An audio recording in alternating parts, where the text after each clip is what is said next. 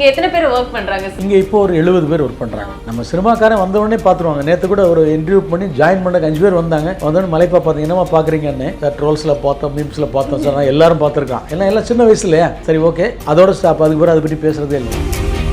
Holidays-nale, adu namma GT Holidays da. GT Holidays, South India's #1 travel brand. You know you are special when you're with GT Holidays.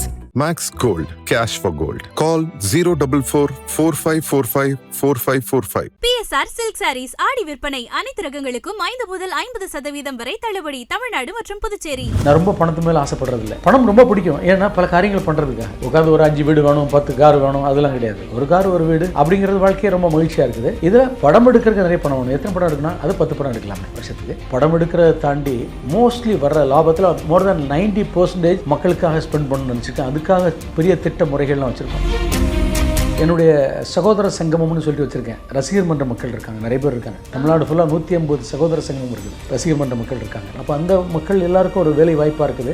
நான் மட்டும் கிடையாது, என் வீட்டில் மனைவியுமே அப்படி தான். சம்பாதிக்கிறதெல்லாம் வச்சு அழகாக படம் எடுங்க. யார்கிட்ட போய் நின்று படம் எடுக்கணும்னுலாம் வெயிட் பண்ண வேண்டாம். யூடியூப்பில் பார்க்குறப்ப அந்த வில்லனை பார்க்குறப்ப எனக்கு டென்ஷன் ஆயிடுச்சுன்னா இவரை கொடுக்குற மாதிரி வில்லனாக இருக்காருன்ட்டு ரீசெண்டாக அந்த வீடியோலாம் பார்த்து ரொம்ப ஹார்ட் ஒர்க் பண்ணியிருந்திருக்காரு. Good person sir. எப்படி ஜெயிக்கணும் அப்படின்னு வரவங்களுக்கு நீங்கள் எல்லாரும் என்கிட்ட வாங்க, ஜெயிக்கிறதுக்கான வழியை நான் சொல்லித்தரேன் அப்படின்ற மாதிரி சொல்லுவார். அவரோட கேரக்டர் வந்து டோட்டலாகவே ஆப்போசிட். வைரவனில் எப்படி இருந்தாலும் இங்கே வந்து அவரோட கேரக்டர் டோட்டலாகவே ஆப்போசிட்டாகவே தான் இருக்கும். எங்களுக்கு சொல்ல போனால் எங்கள் எல்லாருக்குமே ஒரு அப்பா மாதிரி தான் ஃபீல். யாருமே நாங்கள் அவரை சாருன்னே நினைக்க மாட்டோம். எங்கள் சேவ் பண்ணியது கூட கரிகாலன் சார் அப்பா அப்படின்னு தான் சேவ் பண்ணியிருக்கோம். அடுத்து ஒரு படம் வருதுன்னு அங்கேயே ஒரு சின்ன லீட் கொடுத்துருந்தீங்க. கண்டிப்பாக அந்த படத்துடைய அனௌன்ஸ்மெண்ட்டு ஒரு ஸ்பெஷலாக பிளான் பண்ணுறேன். எல்லாமே நான் சின்னதாக பிளான் பண்ணுறது நல்லா இருக்கா? பெருசானா பெருசாக தான் நல்லாயிருக்கும். ஏன் யூஎஸ்லாம் போகிறோன்னா மாளிகைகள் எல்லாம் பெருசாக இருக்கும், கார்லாம் பெருசாக, ஆள்லாம் பெருசாக, சிரிப்புலாம் பெருசாக இருக்கும், பழகிறது எல்லாம் பெருசாக இருக்கும். அதே மாதிரி பெருசாக எல்லாம் கொண்டு வரணும் தான் என்னுடைய ஆசை. அந்த மாதிரி ஒரு பெருசாக ஒரு படம் ஒன்று எடுத்துடலாம் சிறப்பாக.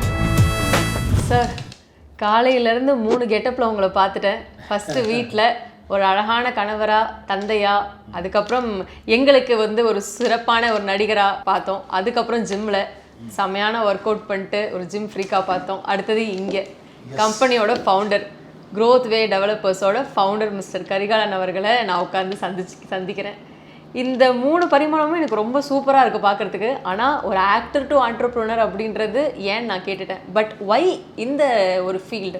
இந்த ஃபீல்டு ஏன் சூஸ் பண்ணேன் அப்படின்னு பார்த்தீங்கன்னா 2 விஷயங்கள் நடக்குது. நான் ஏற்கனவே ஒரு விஷயங்கள் பேசியிருக்கோம் பல முறை. என்னென்னா கிவ் அண்ட் டேக் அப்படிங்கிறது லைவ். எப்போவுமே கிவ் ஒரு வழி பாதையாக இருந்தால் நல்லா இருக்காது. டேக் அது கொஞ்சம் செல்ஃபிஷ்னஸாக இருக்கும். ரெண்டுமே இப்போ நம்மளும் சம்பாதிச்சு நம்மளை சார்ந்தவங்களும் சம்பாதிக்க வைக்கலாம். என்னுடைய சகோதர சங்கமம்னு சொல்லிட்டு வச்சுருக்கேன். ரசிகர் மன்ற மக்கள் இருக்காங்க, நிறைய பேர் இருக்காங்க. தமிழ்நாடு ஃபுல்லாக 150 சகோதர சங்கமம் இருக்குது, ரசிகர் மன்ற மக்கள் இருக்காங்க. அப்போ அந்த மக்கள் எல்லாருக்கும் ஒரு வேலை வாய்ப்பாக இருக்குது. அது மட்டும் இல்லாமல் நண்பர்கள், சொந்த பந்தங்கள், உற்றார் உறவினர் நிறைய பேர் உள்ளே வர்றாங்க. அவங்க எல்லோரும் நிறைய சம்பாதிச்சிருக்காங்க.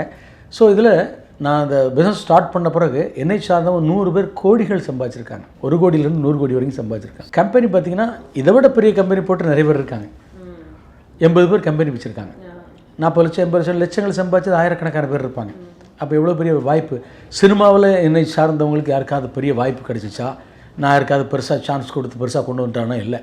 நம்ம மட்டும் ஏதோ பண்ணி ஏதோ ஒன்று ஓடிக்கிட்டு இருக்குது. இல்லை, இன்னும் பெருசாக பண்ண வேண்டியிருக்கு. பட் நான் இந்த ஃபீல்டில் எனக்கு சினிமாவை விட ஒரு நல்ல பாப்புலராக நல்ல விஷயங்கள் எல்லாம் பண்ணியிருக்கேன். ஏன்னா அத்தனை பேர் கம்பெனி வச்சு என்னுடைய பிள்ளைகள் மாதிரி அவங்க நல்லா இருக்காங்கல்ல. அங்கங்கே காலைல ப்ரேயர் பண்ணி அவங்க ஸ்டார்ட் பண்ணும்போது கரிகாலன் சார் தான் எங்களுக்கு அப்படிங்கிறது அதோட பெருமைக்குரிய விஷயம் என்ன இருக்குது இல்லை. ஸோ அதனால இது மகிழ்ச்சியான விஷயமா இருக்குது. இன்னொன்று இதில் அடுத்த கொஸ்டின் தான் கேட்பீங்க, அதுக்கு பதில் சொல்லிடுறேன். இதில் இந்த பணத்தை வச்சு என்ன பண்ண போகிறீங்க அப்படின்னு கேட்பீங்கன்னு நினைக்கிறேன். இந்த பணம் இதில் நிறைய பணம் வரட்டும், எவ்வளோ படம் பண்ணணுமோ அதுக்கு பணம் வரட்டும். நான் மட்டும் கிடையாது, என் வீட்டில் மனைவியுமே அப்படி தான். சம்பாதிக்கிறதெல்லாம் வச்சு அழகாக படம் எடுங்க. யார்கிட்ட போய் நின்று படம் எடுக்கணும்லாம் வெயிட் பண்ண வேண்டாம். நீங்களே படம் எடுக்கணுன்ற ஒரு நோக்கத்துக்காக தான் நம்ம இங்கே இன்னொரு பிஸ்னஸ் பண்ணுறோன்ற மாதிரி அப்படின்னு எடுத்துக்கலாமா? அப்படின்னு எடுத்துக்கலாம். உண்மையில் படம் பண்ணுறதுக்காக தானே. பணம் எதுக்கு வேணும்னா எனக்கு ரொம்ப பணம் தேவைப்படாது. நான் ரொம்ப பணத்து மேலே ஆசைப்படுறதில்ல. பணம் ரொம்ப பிடிக்கும். ஏன்னா பல காரியங்கள் பண்ணுறதுக்காக. உட்காந்து ஒரு 5 வீடு வேணும், 10 கார் வேணும், அதெல்லாம் கிடையாது. ஒரு கார், ஒரு வீடு, ஒரு மனைவி, ஒரு உலகம் இல்லை அப்படிங்கிறது வாழ்க்கையே ரொம்ப மகிழ்ச்சியாக இருக்குது. இதில் படம் எடுக்கிறதுக்கு நிறைய பணம் வேணும். எத்தனை படம் எடுக்கணும்? அது 10 படம் எடுக்கலாமே வருஷத்துக்கு. ஏன் எடுக்கக்கூடாது? நம்ம நடிக்கிற 2 படம் 3 படமாக இருந்தால் கூட இன்னும் திறமையோடு நிறைய பேர் இருக்காங்களே, அவங்களுக்காக படம் கொடுக்கலாமே. அதில் அப்போ இருந்தே சொல்லிட்டு இருக்கேன், எல்லார்ட்ட 10 வருஷமாக சொல்லிட்டு இருக்கேன், வருஷத்துக்கு 10 படம் எடுக்கணும். அதை நோக்கி தான் மூவ் பண்ணி போயிட்டுருக்கோம். பண்ணிடலாம். என்ன ஒன்று, அதை தாண்டி நிறைய பணம் அங்கேயும் வரும், இங்கேயும் வரும். ரியல் எஸ்டேட் பெரிய கடல் மாதிரி. கோடிக்கணக்கில் சம்பாதிக்கலாம். அப்போ அதே மாதிரி சினிமாவிலுமே நல்ல புகழோடு நல்ல பெருசாக வெற்றி பெற்றப்ப நிறைய பணம் வரும். அந்த பணம் எல்லாமே என்ன பண்ணணும் அப்படின்னா, படம் எடுக்கிறத தாண்டி மோஸ்ட்லி வர்ற லாபத்தில் மோர் தென் 90% மக்களுக்காக ஸ்பெண்ட் பண்ணணும்னு நினச்சிருக்கேன். அதுக்காக பெரிய திட்ட முறைகள்லாம் வச்சுருக்கோம். ஸோ இந்த சகோதர சங்கமத்தோடு சேர்ந்து ஸோ இப்போ படிக்கிறதுக்கு புக்கு வேணும், நோட்டு வேணும், அவங்களுக்கு ஹெல்ப் பண்ணுறதுக்குன்னு சொல்லிட்டு அறக்கட்டளைலாம் வச்சு நடத்துகிறாங்களே. ஸோ இப்போ ஒரு சூர்யா தம்பிலாம் அப்படி பண்ணுறாரு. ஒவ்வொருத்தரும் அவங்க பாயிண்ட் ஆஃப் வியூவில் அப்படி ஒரு ட்ரஸ்ட் அமைப்பு வச்சு எல்லோரும் சப்போர்ட் பண்ணுறாங்க. என்னுடைய பாயிண்ட் ஆஃப் வியூவில் நான் காமராஜர் கனவு கூடம்னு ஒரு ட்ரஸ்ட் அமைப்பு வச்சுருக்கேன். அதோடு சேர்ந்து இப்போ இந்த மக்கள் இதில் ஒருத்தர் செருப்பு கடை வச்சுருப்பார், கடை வெளியே வச்சுருப்பார். அவருக்கு கடை வச்சு பரிசாக ஒரு பெட்டி கடை மாதிரி அட்லீஸ்ட் வச்சாருன்னா அதில் டெய்லி ஒரு 2000 ரூபா பணம் வரலாம் வருமானம். ஆனால் வெளியே வச்சதுனால ஒரு 400 ரூபா 500 ரூபா வரும். அப்போ அவருக்கு அந்த பெட்டி கடைக்கு 2-3 லட்ச ரூபா தான் தேவைப்படும். அந்த 2-3 லட்ச ரூபா நம்ம ஹெல்ப் பண்ணோன்னா அவர் பெருசாக வந்துடுவார்ல. இந்த மாதிரி பல விஷயங்கள் பண்ணியிருக்கோம், இன்னும் பண்ணணும். அதுக்கும் சேர்ந்து தான் பணம் சம்பாதிக்கிறோம். சூப்பர் சார், நல்ல தாட்டாக இருக்குது இது. ஆனால் இன்னொரு பக்கம் வந்துட்டு இந்த பிஸ்னஸ்க்குள்ளே சார் வந்ததுக்கான இன்னொரு முக்கிய காரணம் அந்த சினிமா ஜர்னி கொஞ்சம் நல்லா போகாத ஒரு பிரேக் இருந்ததுனாலையோ அப்படின்னு தோணுது. அப்படி எடுத்துக்கலாமா? இல்லை, படம் சினிமா அதிலே பிஸியாக போயிட்டு இருந்ததுன்னா இதுக்குள்ளே வந்திருக்க மாட்டேன். இதுதான் உண்மையான பதில் இல்லையா? ஆனால் எனக்கு எப்போவுமே பார்த்திங்கன்னா, நான் ஒரு பியூர் வியாபாரி. வியாபாரம் எப்போவுமே எனக்கு பிடிக்கும். ஸ்போர்ட்ஸ் ரொம்ப பிடிக்கும். டிவோஷனல் விஷயங்கள் ரொம்ப பிடிக்கும். சிக்கனும் பிடிக்குது, மட்டனும் பிடிக்குது, ஃபிஷ்ஷும் பிடிக்குது, இறாவும் பிடிக்குது, நண்டும் பிடிக்குது, வெஜிடேரியன் ஐட்டம்ஸும் நல்லா தான் பிடிக்குது, ஸ்வீட் வச்சா பிடிக்குது, காரம் வச்சா பிடிக்குது, எதுவுமே பிடிக்காமல் இல்லை. அப்போ எல்லாமே சாப்பிடணும்னு தான் தோணுது. ஆனால் அதிகமாக சாப்பிட்டா டயபெட்டிஸ் வருமேன்னு சொல்லி சாப்பிடாமல் இருக்கிறோம் அப்படிங்கிறது தான். அதே மாதிரி என்னால் முடிஞ்ச என்னென்ன விஷயங்கள் உண்டோ எல்லாமே பண்ணுறேன். எல்லாமே நல்லா தான் இருக்குது. உலகத்தில் எதுவும் நல்லா இல்லை அப்படின்னு பாய்சனை தவிர மீதி எல்லாம் நல்லா இருக்குது. இங்கே எத்தனை பேர் ஒர்க் பண்ணுறாங்க சார் நம்ம கம்பெனியில்? இங்கே இப்போ ஒரு 70 பேர் ஒர்க் பண்ணுறாங்க. முன்னாடி ஒரு 250 பேர் ஒர்க் பண்ணிட்டு இருந்தாங்க. இப்போ எங்களுக்கு ப்ராஜெக்ட் கம்மியாக இருந்தது. ப்ராஜெக்ட் கம்மியாக இருந்தாலும் கொஞ்சம் மக்கள் கம்மியாக ஒர்க் பண்ணுறாங்க. இனிமேல் இப்போது இன்னும் ஜாஸ்தியாக வருவாங்க. இது இங்கே மட்டும் இல்லை, இப்போ வந்து விஐபி ஹவுசிங் அண்ட் ப்ராப்பர்ட்டிஸ்னு ஒரு கம்பெனி நிறுவனம், அது சாரோட டைப்போடு நான் பண்ணிகிட்ருக்கேன். அப்போ அவருடைய நிறுவனங்கள் பிரான்ச்சஸ் நிறைய இடங்களில் பண்ணுறதுனால திருநெல்வேலியிலையும் போய் நான் அங்கேயும் உள்ள பிஸ்னஸ் பண்ணி கொடுக்குறேன். இனி சேலமும் ஸ்டார்ட் பண்ணுறோம், மதுரையும் ஸ்டார்ட் பண்ணுறோம். எல்லா இடமும் நம்ம ஃபேன்ஸ் அசோசியேஷன் இருக்குல்ல, எல்லாரோடையும் சேர்ந்து மிங்கிள் பண்ணி பண்ணுறோம். Super sir. உங்களை ஒரு பாஸாக உங்கள் எம்ப்ளாயி முன்னாடி நிற்க வச்சு அவங்ககிட்ட சில கேள்விகள் கேட்கணும்னு ஆசையாக இருக்குது. நீங்கள் பர்மிஷன் கொடுத்தீங்கன்னா நான் லைட்டாக போய் டிஸ்டர்ப் பண்ணுவேன். சரி, நான் மோஸ்ட்லி பார்த்தீங்கன்னா சினிமாவை மிங்கிளே பண்ணுறதில்ல. நம்ம சினிமாக்காரன் வந்தவொடனே பார்த்துருவாங்க. நேற்று கூட ஒரு இன்டர்வியூ பண்ணி ஜாயின் பண்ண 5 பேர் வந்தாங்க. வந்தோடனே மலைப்பா பார்த்தீங்கன்னா பார்க்குறீங்கன்னு சார் ட்ரோல்ஸில் பார்த்தோம், மீம்ஸில் பார்த்தோம் சார். நான் எல்லோரும் பார்த்துருக்கான். எல்லாம் சின்ன வயசு இல்லையா, நம்ம 35 வயசு 40 வயசுக்கு மேலே உள்ளவங்க நம்மளுக்கு தெரியும். மீதி பசங்களை பொறுத்த மட்டும் எல்லாம் ட்ரோல்ஸ் மீம்ஸில் பார்க்குறதான் பார்த்தேன்னாங்க. சரி, ஓகே, அதோட ஸ்டாப். அதுக்கு பிறகு அதை பற்றி பேசுகிறதே இல்லைனா. ஏன்னா ஒரு இந்த ஒர்க் பண்ணும்போது ஒர்க்கு தானே. அதுக்குன்னா ஒரு 7 மணி 8 மணிக்கு பிறகு எல்லோரும் போயிடுவாங்க. அப்புறம் சினிமா மேட்டர் நடக்கும். அதே மாதிரி சில விஷயங்கள் நீங்கள் 9 o'clock ஆரம்பிக்கிறோன்னா அதுக்கு முன்னாடி ஒரு 2 hours இந்த சினிமா வெட்டத்துக்கு எடுத்துக்குவேன். அப்படியே எடுத்துக்கிறது இப்போ கொஞ்சம் மைல்டாக மிங்கிள் பண்ணுவீங்கன்னு நினைக்கிறேன். ஒரு 5 minutes கொடுத்தீங்கன்னா லைட்டாக நான் டிஸ்டர்ப் பண்ணுவேன். நீங்கள் பர்மிஷன் கொடுத்தா போகலாமா? பண்ணலாம். Thank you so much sir. வாங்க போயிடலாம் சார்.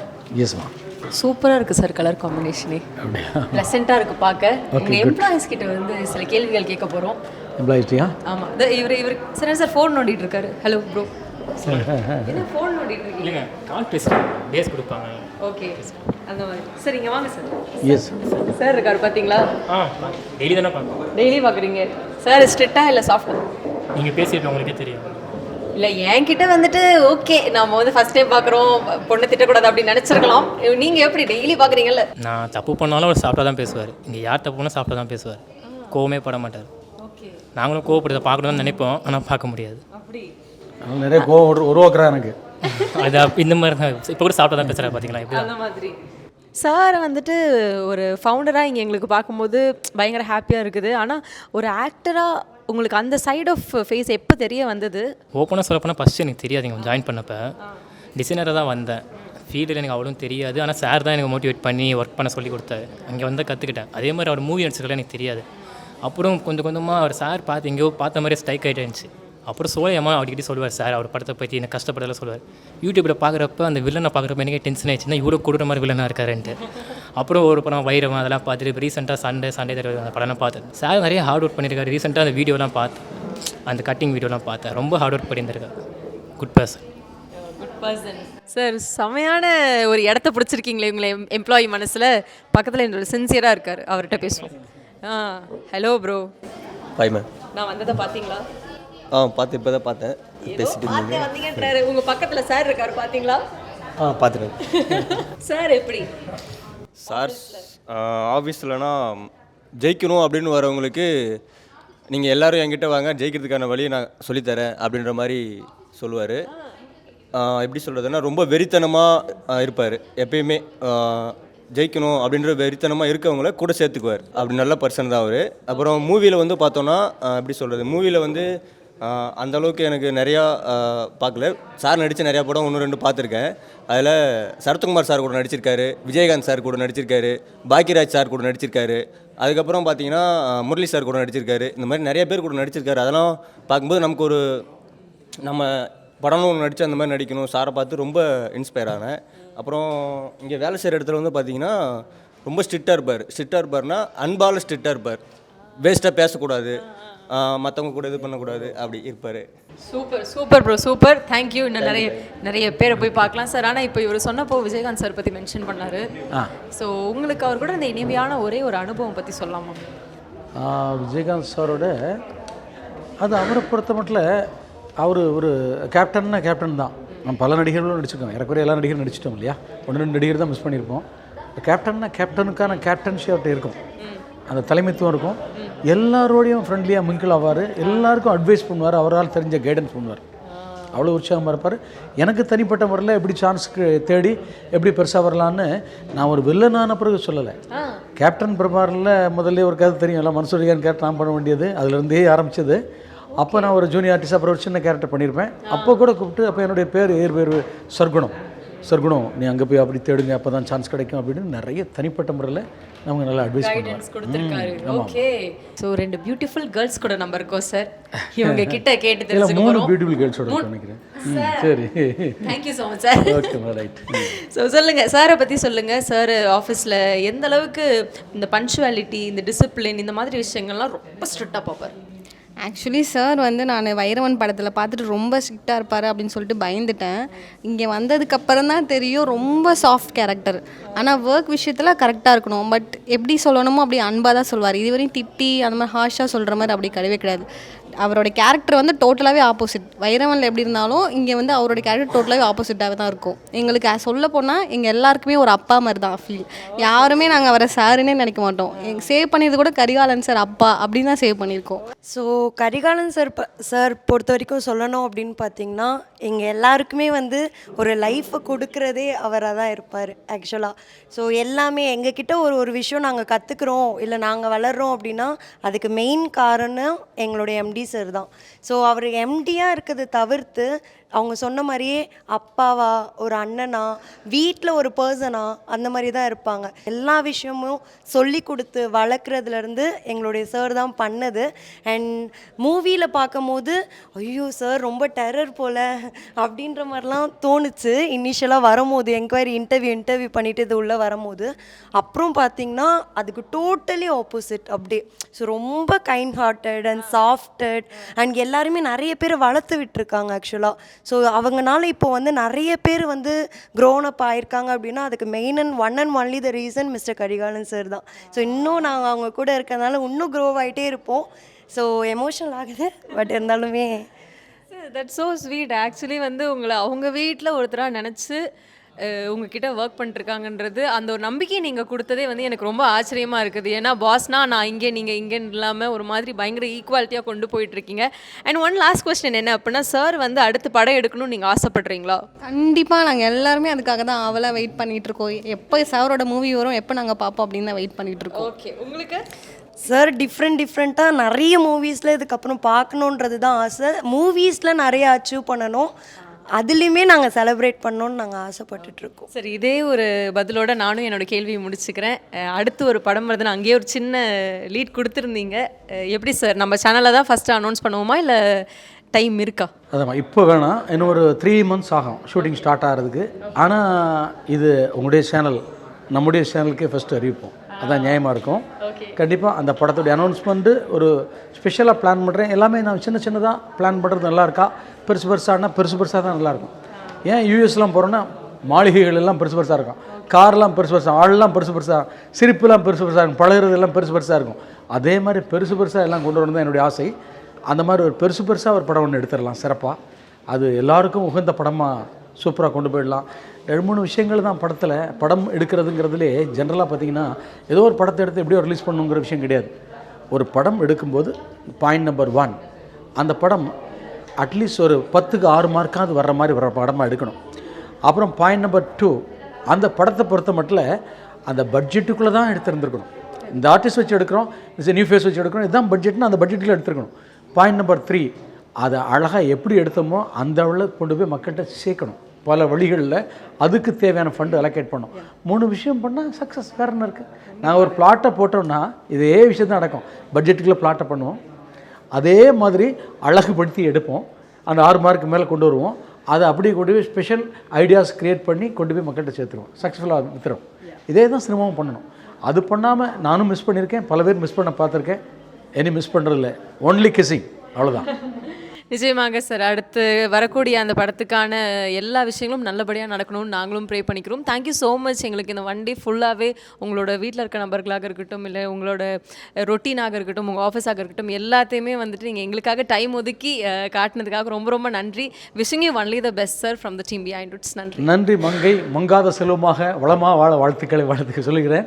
அதே மாதிரி சேனல் நண்பர்களுக்கும் அனைவருக்கும் என்னுடைய வாழ்த்துக்கள். Thank you very much. ஹாலிடேஸ்னாலே அது நம்ம GT Holidays தான். GT Holidays, South India's #1 travel brand. You know you are special when you're with GT Holidays. Max Gold, cash for gold. Call 044 4545 4545. PSR Silk Sarees ஆடி விற்பனை. அனைத்து ரகங்களுக்கும் 5 முதல் 50% வரை தள்ளுபடி. தமிழ்நாடு மற்றும் புதுச்சேரி.